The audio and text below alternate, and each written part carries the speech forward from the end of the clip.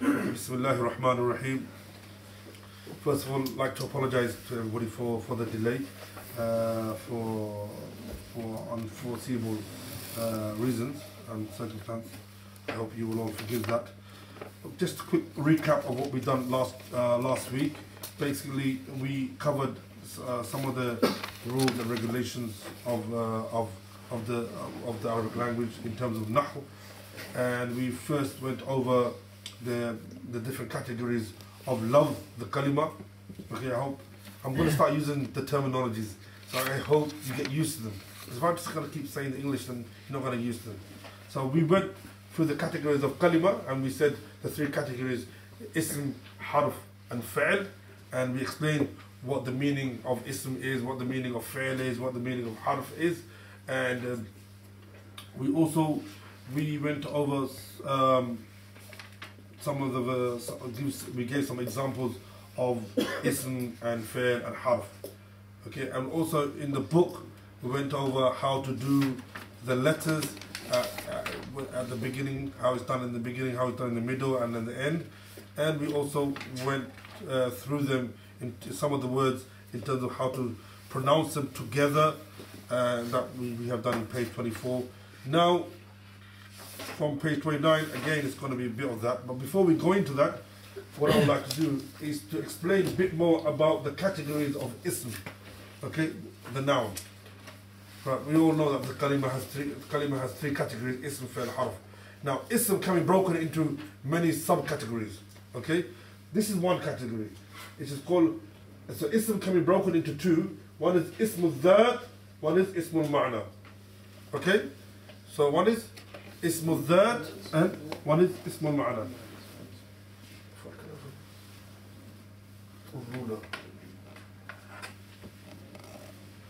So ismul dhat, again, that's how you pronounce it. Ismul dhat, which means the concrete noun. Which means concrete noun. The other category is ismul ma'na, okay, which means the abstract noun. The abstract noun. The proper definition of that, if I dictate it to you, I want you to write it down, please. Ismul dhat, the concrete noun. That noun which denotes a thing and not a quality or state. I repeat, that noun which denotes a thing and not a quality or state. It is self-existent and not attached to anything else. It is self-existent. It is self-existent and not attached to anything else. Now, can somebody repeat it to me? Any volunteer, please? Okay. That noun which denotes a thing and not a quality or state. It is self-existent and not attached to anything else. Right. So what does that mean? It means that it's basically giving it basically indicates towards something of its own existence. It does not need anything else, nor is it attached to anything else. Example, faras. Faras means horse. Okay? Now, for horse, this word, to understand it, it's not attached to anything else. To understand it. You can understand faras means horse. Okay? Whereas sawad, black, it has to be attached to something else. It can't be, it's not self-existent. It can't be existent by itself. Okay? To understand black has to be attached to something else. Say a blackboard, a black car, a black pen. Black itself is not self-existent. It has to be attached to something else. Whereas this word doesn't need to be attached to anything else. For it, and it's by itself, it is self-existent, and it's a thing which does not indicate towards any quality or a state. Right? I hope I made myself clear. Ismul ma'na, the abstract noun. Okay, the definition is that noun which denotes a quality or state. That noun which denotes a quality or state. It is attached to another. It is attached to another.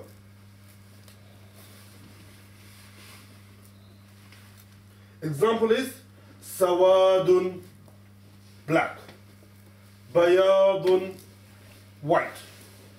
These two words are ism, but they come under ismul ma'na. Okay? Because these are not self-existent. For it to exist, it has to be attached to something else. You can't find black by itself. It'll be black, black paint, black board, black pen, black car, black water, black clouds, whatever. It'll be attached to something else. Okay? Or if I give you another example of Abiyad, sorry, another one. Riyadun. Riyadun means to let me give you another meaning. I'ta'un. I'ta means to give. To give, again, for that to happen, it has to be done by somebody or by something. For that to exist, it's done by somebody. To give. You can't say, oh, this thing is to give. No. Somebody has to do that. So it's attached to somebody. Okay? Akhdun, to take. To take is not something that you can point to. Oh, that thing there is to take. You can't. That itself is a quality. To take is a quality which will only come into existence by somebody doing that. Yes? To thief. To steal, sorry. To steal. Stealing itself cannot happen. You can't point to something that is to steal. That has to be done by somebody for it to become into existence. So these will become under the category of ismul ma'na. Okay? Ismul ma'na. So, can somebody repeat the definition? Anybody?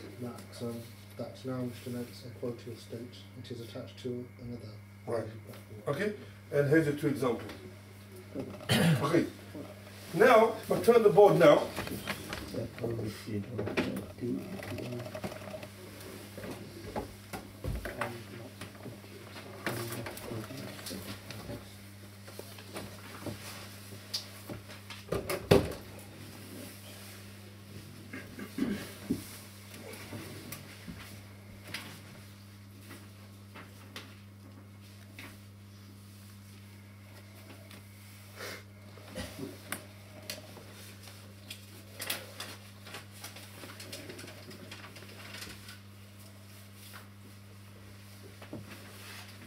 Again, ism is categorized into three here.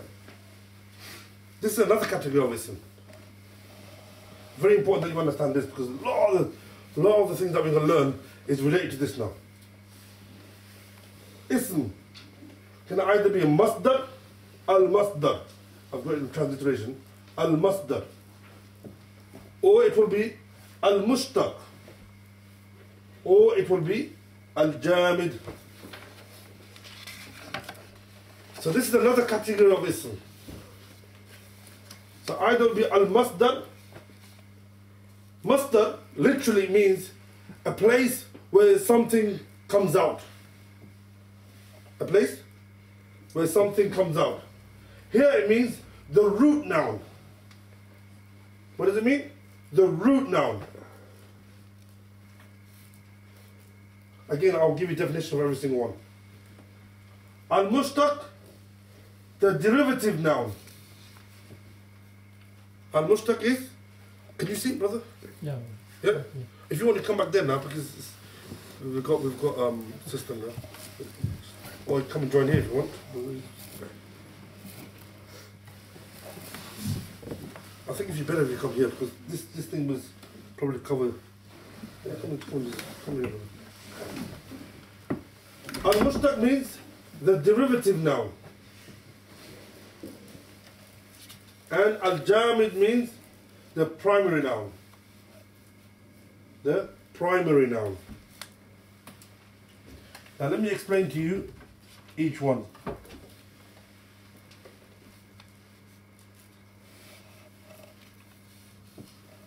So according to its origin, the originality of the word ism, not the word ism but the noun, the category of ism, it can be categorized into three.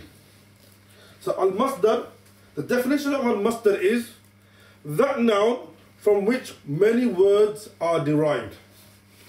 That noun from which many words are derived. It's not there, so please, if you can write what I'm saying. The definition of al-masdar is that noun from which many words are derived. Now if we take an example here, Nasrun means to help. Nasrun means to help. Now this is masdar. Why? It's because from this word, many other words are created. Many other words are derived. Many other words are formed from this word, Nasrun. Like Nasir. You know we say Nasir, so many names. Nasir means the helper. What does it mean? The helper. Also, Nasara, he helped. Again, that's a verb. It's come out from this word, Nasrun. Yansuru, he will help. Again, it's come out from there. Okay? Mansur means the person who's being helped, or the person who has been helped. Again, it's come out from this word. So that is the root noun, which in Arabic you call masdar. It means the word, the noun which is that noun from which many words are derived. So Nasrun, to help. Ibadah, we heard of ibadah, means to worship. And from there, abid. You know what we say abid?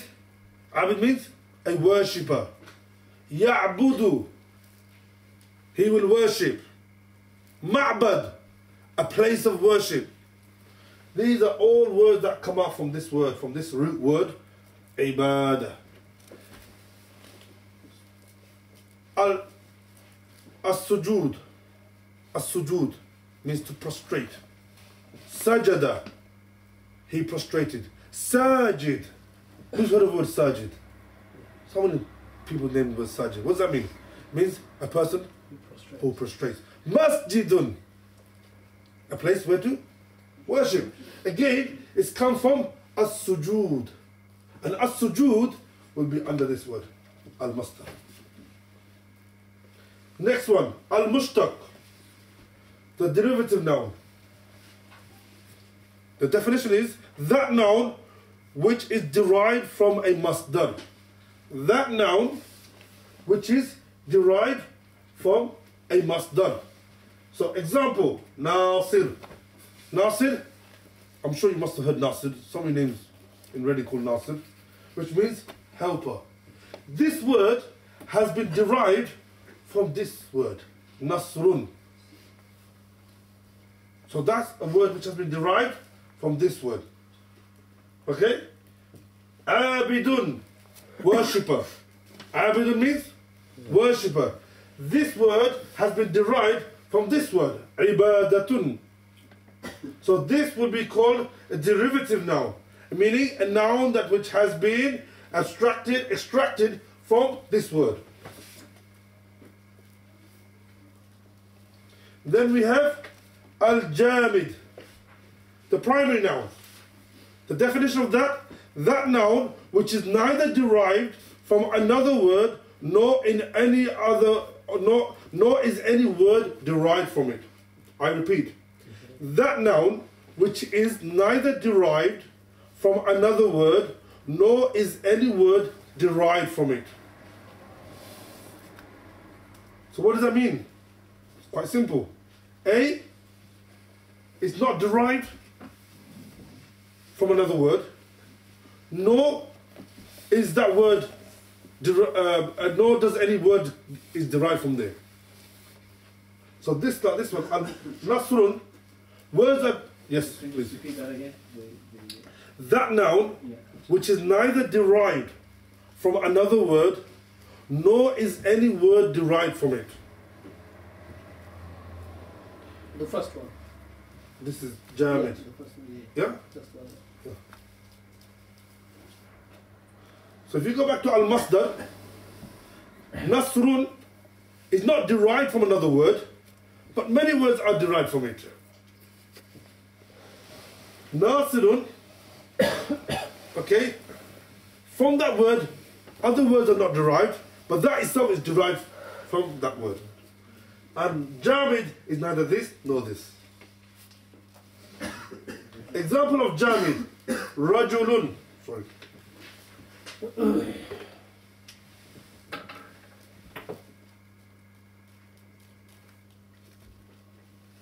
Rajulun. Rajulun means? No. A man, person.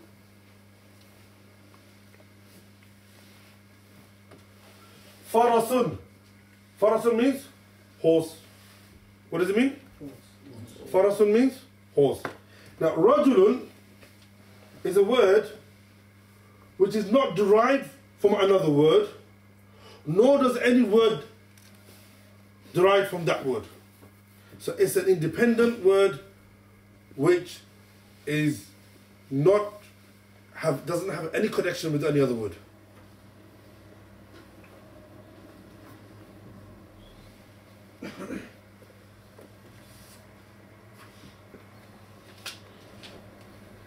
Okay, just to make you just a little, if you write a little note down, masdar comes under the category of al-ismul ma'na. You know the first category we did? Ismul ma'na, ismul dhat. Masdar comes under the category of ismul ma'na, and mushtaq and jamid comes under the category of ismul dhat. Okay? Say that again, please. Right. Masdar Yeah. comes under the category of ismul ma'na, and mushtaq and jamid come under the category of ismul dhat.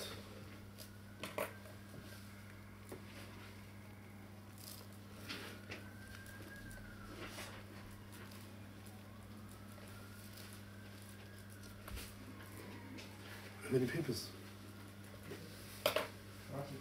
Yeah, just in case. We'll do a little test now.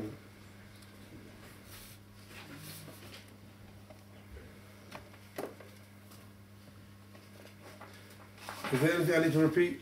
Has anybody missed anything? Yes. Could you repeat the derivative noun definition? I understand that it's not a noun which is derived. Oh, so it's a noun which is derived from a word, but yeah. So you want to repeat again, yeah? Yeah, that's good. That noun which is derived from a masdar, the derivative noun. That noun which is derived from a masdar.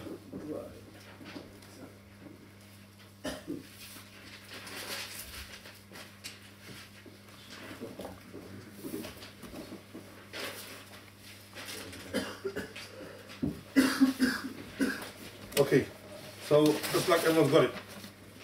Yeah? If you want me to repeat anything, please tell me now. Okay? Is there more examples of mushtaq? More examples Of of mushtaq? again, words? There's plenty. Like I said, Sajid, Sajid, Rabi', Nasir, Hassan, Hasim, Jamil, Rabi', Fahim. What's your name? Huh? Khalid. Khalid. Khalid the mushtaq? Yes. What's your name? Name. Naeem, mushtaq. What's your name? Ahmed. Ahmed, mushtaq. What's your name? Isa.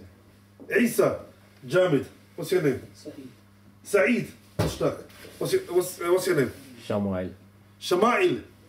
Shama'il is Jamid. What's your name? Shehzad. That's not Arabic. That's not Arabic word. Nabil. Huh? Nabil. Nabil. Mushtaq. Hashim. Hashim. Mushtaq. Saifuddin. Saifuddin. Saif. Jamid. Rahil. Al-Rahil means to leave. Person who's left. Mushtaq. Shihabuddin. Shihabuddin. Yeah. Shihab. Jamid. Noman. Nu'man. Jamid. So there you are. You know your category now. You know you can work your which part of your. So basically, just to So the name Hashim is mushtaq, so it comes from Hashim. From Al-Hashmu. Al-Hashim. What does that mean? Hashim, there's a lot of meaning. One means someone who basically can crash everything. You know, Banu Hashim is referring to the Arab tribe. Famous tribe, isn't it? Huh? Hashim was a famous tribe. Yes, the time of the Right.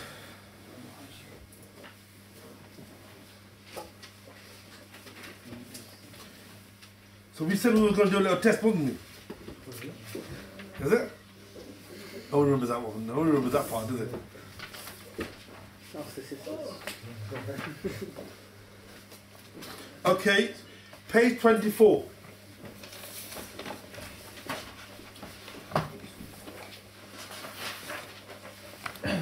Page 24.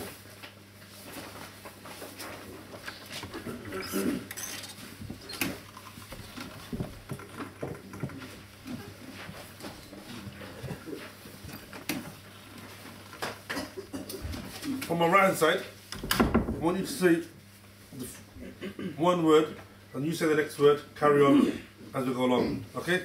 If you start from the first word. قرأ Qara'a. What does it mean? reading. Next word. Shaqara. Say the meaning.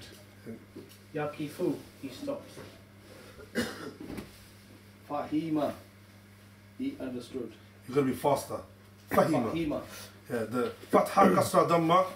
These are short vowels which cannot be stretched. Which cannot be stretched. So the way to pronounce it is quick. Fahima. Fahima. That's correct. Next one. Hasuna. Again, it's got to be quick. Hasuna. Hasuna. Yes. What does that mean? He was good. Ra'iba, he decided. Ragiba. Ra'iba. Ragiba. Gain. Ragiba. Ragiba. Okay. Next. Kataba, he wrote. Ruziqa, he was endowed with. Dahika, he laughed. Could be faster. Dahika. Dahika. Next. Yasifu. He describes. Next one. Ulima, it was known. Next one. Lahiqa. He joined. Start from the beginning again. Next one. Qura. He read. Shakara. He thanked. Yeah. So now you've got the gist of. Have I? Let's go do it all together. Oh, you haven't said one yet. Let's hear the next one then. Yaqifu, he stops. Okay, mashallah. Very good. So this is how you say it together. Alright? You've had a practice of that. Page 29. Let's put it to a test. Why don't you start from the first one? Page 29, the first one. بحث, Yeah, what does it mean? he looked for. Next one. Thabata. He understood. Sorry, he stood firm. Please just read it. Next one. Shariba, he drank. Shariba. Shari. Yeah. Say again? Shariba. Yeah. Next one. Nasara. He escaped. Scattered. Nathara. Nasara. Yeah. Tha. Sa. Nasara. Nasara. Next one. Taraqa. What does it mean? Say it mean. Just he left. He left. Next one. Satara, he covered. Turn the page. Next page, please. Jama'a, he gathered. Okay, next. Sajada, he prostrated. Yes. Next one. خرج, he went out. Next one. Hamida, he praised. Next one. Hafida, he protected. Very good. Next one. Sharaha, he explained. Okay. Next one. Saraha, he shouted. Next one. Fajara. Huh? Fajara. Sorry, Fakhara. He boasted. Okay, that's another word that we use normally. Fakhar ghanna. Fakhar ghanna. You say, no, don't be proud. That's look. Be proud. Go next one. Dakhala, he entered. He entered. Okay, very good. So this is how you actually pronounce it, okay? So for the next lesson, you're going to be doing it up to all the way up to, well, not next lesson, this is your preparation, this is your homework that you need to do for until page 43. 43. Page 43. So if you've got a book there, okay, what you need to do underneath it, use your book, write it out independently, then write it out how it would look like. If it's going to be joined up, then just join it together and just do it. It shouldn't take too long. No, it's up to 39 or 43. I say 43. 43 is like some difference now. Sorry? 39. 40 to 42 is to go into like Tanween and stuff. So page It's 39. 39. This is where it ends. Oh, sorry. Yes. No. We're going to do Tanween today, don't worry. Yeah, do that. Keep it to 43, don't worry. Let's not shorten it. Let's not shorten it. Getting very tactful there. Yeah. Okay, so up to page 43 is what your homework is. Okay. So if you go to page 40, so all the up to page 39 is basically what I've just explained what to do. Very simple, very easy. You've got your book, just have to sit down, you know, whenever you can, maybe before go to sleep or whatever, you know, instead of putting TV on, just grab the book and that will take you to sleep very quickly. Okay, we go to Tanween. We gave a sheet right at the beginning of the first lesson where all the definitions and of all the actual of all the terminologies. Yeah, something like this. Yeah. And they explain what Tanween is. 2 fathas, 2 kasra, or 2 dhammas. So the 3 short vowels, fatha, kasra, and dhamma, can be doubled. This is known as Tanween, and it changes the sound of the vowel. So basically it gives a N sound then. Okay? That's what it is.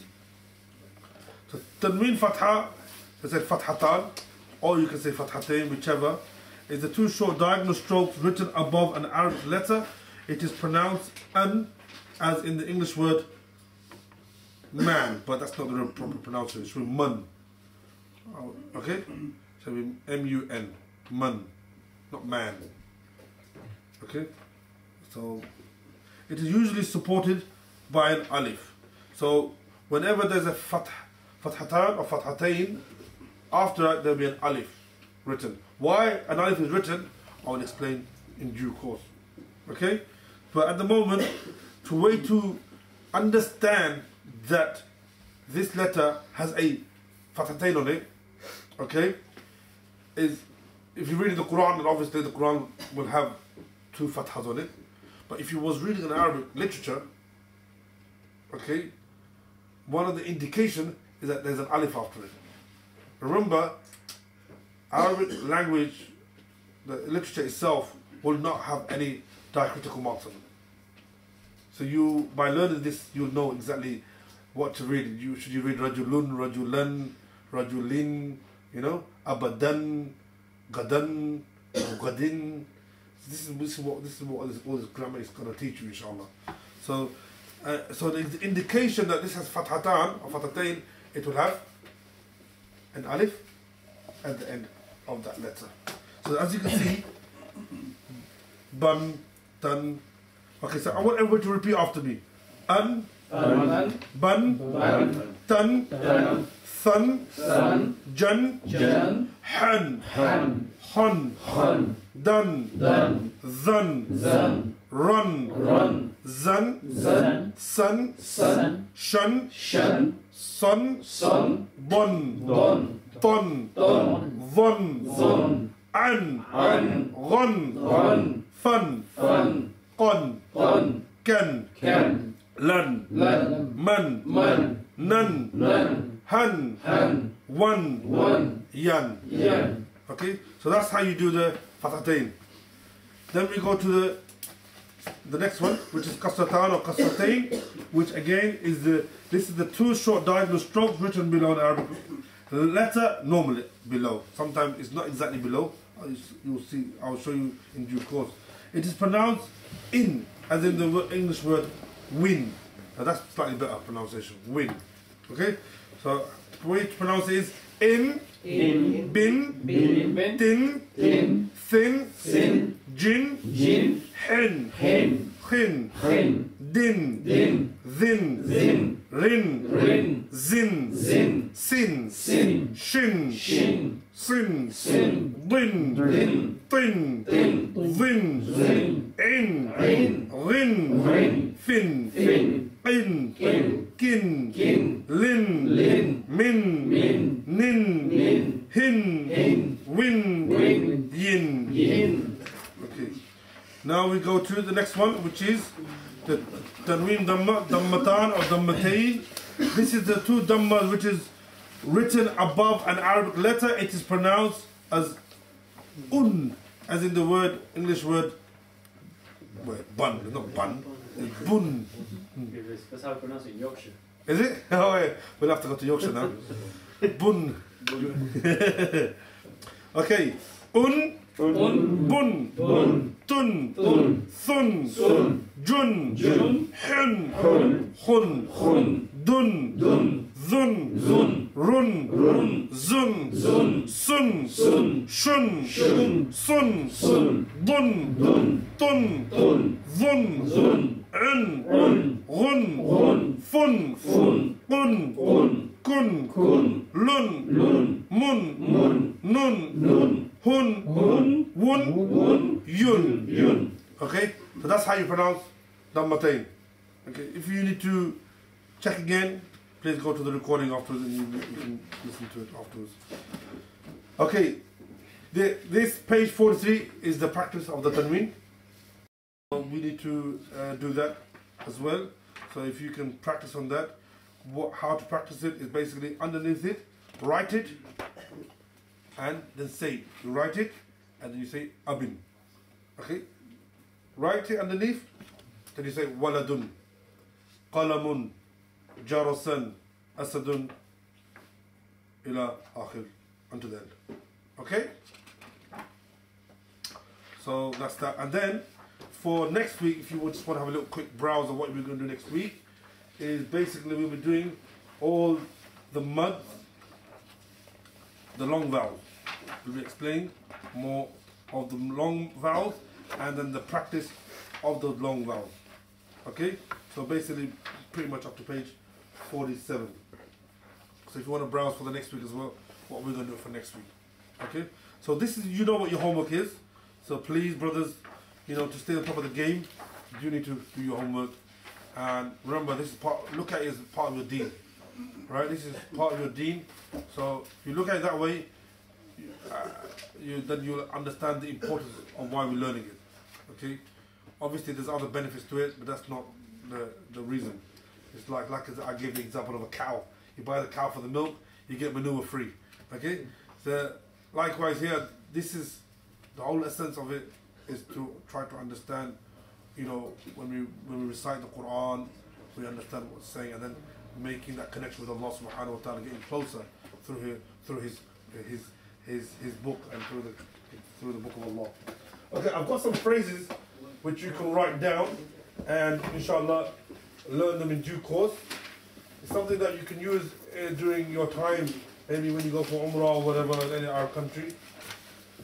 Kam as-sa'a, okay? Which means, what is the time?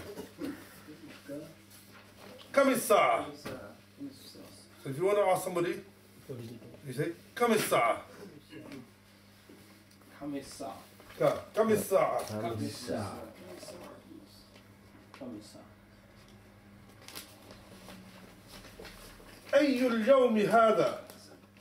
What day is it today? أي اليوم هذا. You say, هذا يوم الاثنين. Today is Monday. أي اليوم هذا. What day is it today? The third phrase, ما شغلك. What is your job?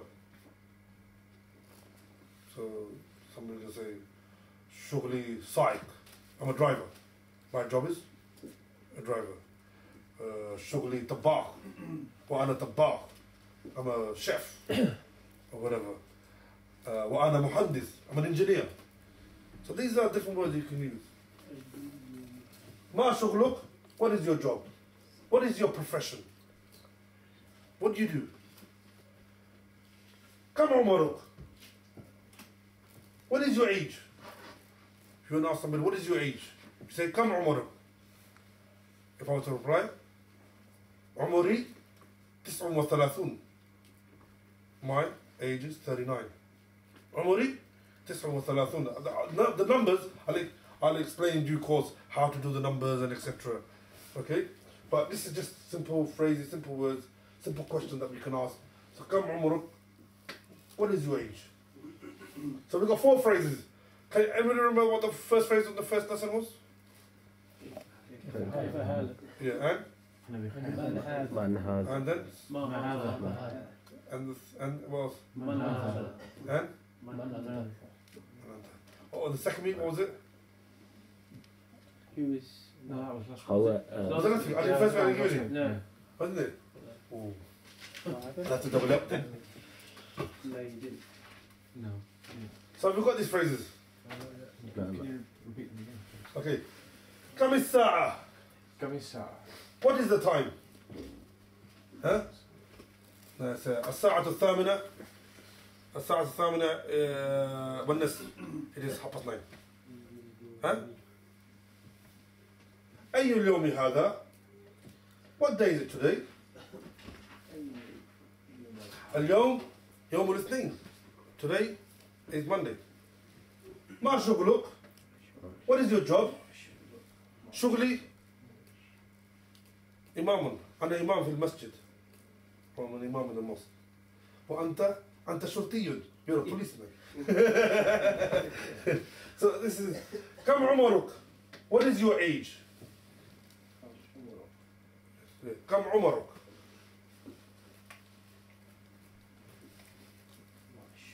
So there's slightly difference if you want to ask a male or a female. Okay? So if it's like you want to ask a female about her job, you would say, obviously, with what we've done, we just shortened ma shughluk. That's how you would say to a woman as well. But if you really want to break it down even further, you say ma shughluki. Ma shughluka. Shughluka is referring to a man, shughluki is referring to a woman.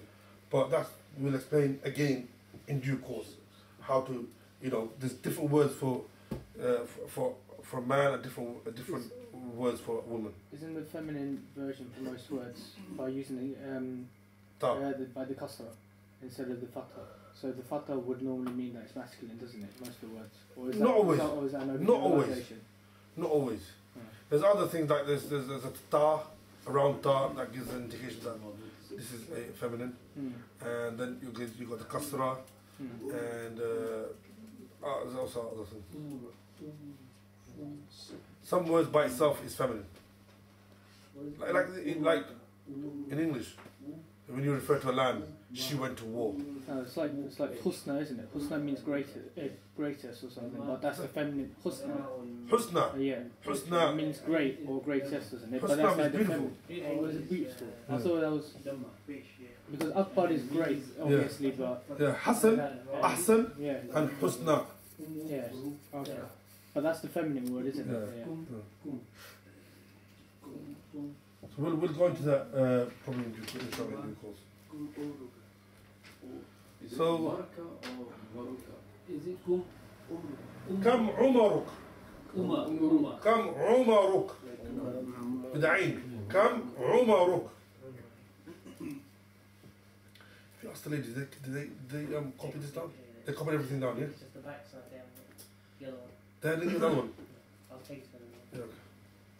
Oh, is that a patient Dhamma on the... They said maybe you're going to pass it down to them, because otherwise they'll be here to 10 o'clock then. Is that Dhamma on the Ra? Umaruk. Umaruk with the, no, Fatah Dhamma. Dhamma, yeah. Dhamma with the word.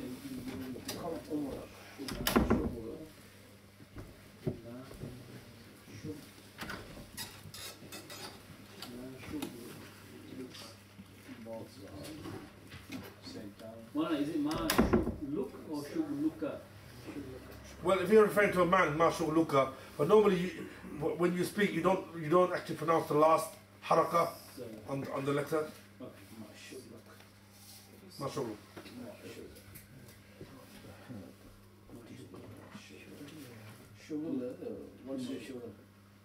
What's your hobby? You can say hobby or profession. Used for many words. Any questions related to what we did today? Anything you didn't understand, we can go over it while they're writing down. Any other definitions that you need a bit more clarity, you didn't really full grasp of it. There's a saying in Arabic, yes. Isn't Ismul Ma'na similar to Al-Harf No. by your definition? No. Harf is basically a particle, which for it to understand you need an ism or a fi'l attached to it. Understand? And this one, Ismul Ma'na, is basically a name of something, but it's not independent for its existence. It has to be attached to something. So like Al-Bayad. Bayad is white. White is a name, isn't it? But for you to understand it, you know, for it to come into existence, it has to be attached to something else. Okay?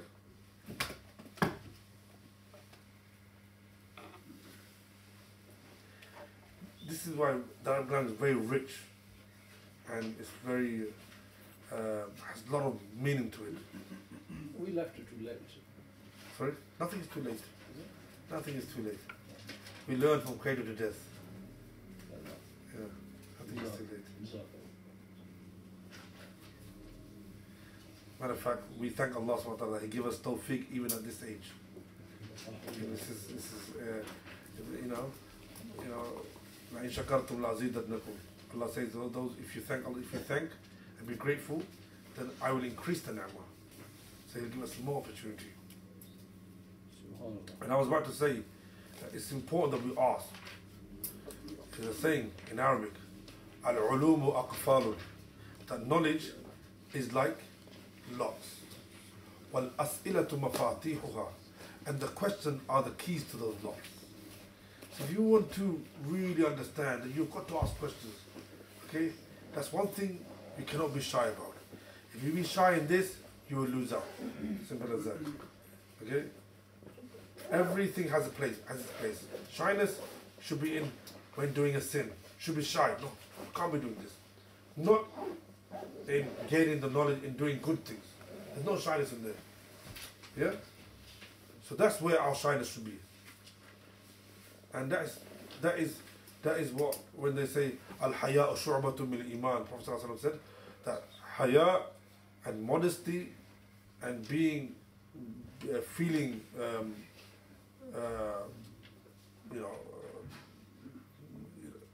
kind of shame, not in the shame as if feeling ashamed, but this having that kind of hijab and that barrier to stop you from doing something. That is a big portion of deen. You know? إِذَا لَمْ تَسْتَحِي فَافْعَلْ مَا شِئْتَ. Prophet ﷺ said, if you lost your modesty and you lost your shame, you can do whatever you want. Then you have no. But once you have that modesty built within you, then that becomes a barrier from doing sins. And that our modesty and our shame is first of all with Allah. Nobody's watching, Allah is watching. Yeah. He even says in the hadith that even if you're in the room by yourself, if need, you should try at most not to dress naked there as well. Why? The angels are there. Have shame, have modesty in front of them. This is how much Islam teaches us. That even if we're going into basically unnecessarily dressing down. You only dress down when you need to. Like if you need to go to the bathroom, to the toilet, or you have a relationship with your wife. Otherwise, no. Even if you're in the room by yourself, you don't sit down with shorts and just sit down and chill out, watching the movie, it's really nice and hot. Again, that's wrong. People do that. They walk around the house with the nice shorts and think it's normal. That's not normal. That's showing your satar. That's showing the part that you're not supposed to be showing. And people do that. And it's wrong. So the thing is, when it comes to learning, when it comes to learning the deen of knowledge, there's no shame. How do we know how Prophet ﷺ had a relationship with his wife? How did we get to know? Was there anyone else when our Prophet ﷺ here? No. It was the Sahabas. It's the Inquisition, the hunger for knowledge. They wanted to know how Prophet ﷺ did everything. How did my beloved went to the toilet? They were told. The wives told, this is how he did it. This is what he read when he was copulating with his wife. So how was this knowledge passed to us? It's because they asked about these things. So these things you don't have shame. Because these are the things that will make us closer to our Lord. Yeah? So it's very important that when it comes to the knowledge of deen, we don't have shame. We want to know about something, we go and ask, but it's a matter of deen, we don't. Oh, Ajib, what's he going to say? Oh, I don't know this. No, it's not doing. This may be the salvation from you from the fire of hell. Just one simple thing could be the means from saving yourself from fire of hell and getting yourself entering the Jannah. So never belittle any knowledge. Don't think it's smaller. No. We don't know which is great in the eyes of Allah subhanahu wa ta'ala. Every knowledge, that's why it says, learning one ayah, one verse, is more greater than performing 1,000 rakat of salah. Why? Knowledge is so great. Because knowledge gives a man the torch, which he can then shine in the light, in the darkness. Then he will know what he's picking up. Is he picking up a stick or is he picking up a snake? That is what knowledge gives a person. That he will know what's right and wrong. He will know, is this the path that will lead me to destruction, or is this the path that will lead me to eternal success? So this is why I say never ever feel ashamed. Man or woman, you go ask the people of knowledge. فَاسْأَلُوا أَهْلَ الذِّكْرِ. And this is the command of Allah subhanahu wa ta'ala. This is the command of our beloved Creator. This is Him telling us that this is what you need to do. You go and ask the people of knowledge if you do not know something. Man, woman, do not feel shy. Because on the day of judgment, no one's going to help you for not knowing something and doing and transgressing the borders. Who's going to help? Oh, well, shy, no. So we need to learn these things. So all this knowledge that was passed down is because of the and inquisitiveness of the Sahabas, and they wanted to know, because they knew that Prophet ﷺ was a role model. Whatever he did, he was guided by Allah subhanahu wa ta'ala. وَمَا يَنْتِقُ عَنِ الْهَوَىٰ إِنْ هُوَ إِلَّا وَحْيٌ يُوحَىٰ. The Quran says that he did not speak from his own desires, but it was a revelation that was given to him. Whatever he said, whatever he did, was all guidance from Allah subhanahu wa ta'ala. It was the way in which Allah is giving He's making connection with us. He's telling us, this is how I want you to be. How the only way we can reach to Allah is through Prophet sallallahu alaihi wasallam. So Allah subhanahu wa ta'ala is saying, this is my beloved, do what he does and you will reach to me. You do that and I will be pleased with you. And if I become pleased with you, then guarantee of success, which is eternally to stay in Jannah. Jannah. How do we know Allah is pleased with us? We're not going to see a big massive smile on him. He's pleased. No. He's showing that he's pleased with us is by giving us entry to Jannah. And how is he going to show his displeasure? He's not going to. No. He's going to throw you in the fire of hell. That's his way of showing that he's displeased with you. So Madharul Ghadab, the showing of anger, the place where he will show his anger is in Jahannam, An-Nar, the fire of hell. And Madharul Ridwan, the place where he will show his happiness is Jannah, that he is happy. Right? So this is why we at all times, especially when we come to learn knowledge, remember, first of all, we make our intention sincere, but we learn knowledge to gain closer to Allah subhanahu wa ta'ala, and always make dua to Allah ta'ala accepts it. And remember, knowledge is something that we've got to seek it, we've got to want it, then Allah will give it to us. Allah's not going to put it into somebody's head for nothing. Okay? May Allah subhanahu wa ta'ala give us the tawfiq, inshallah. Nice.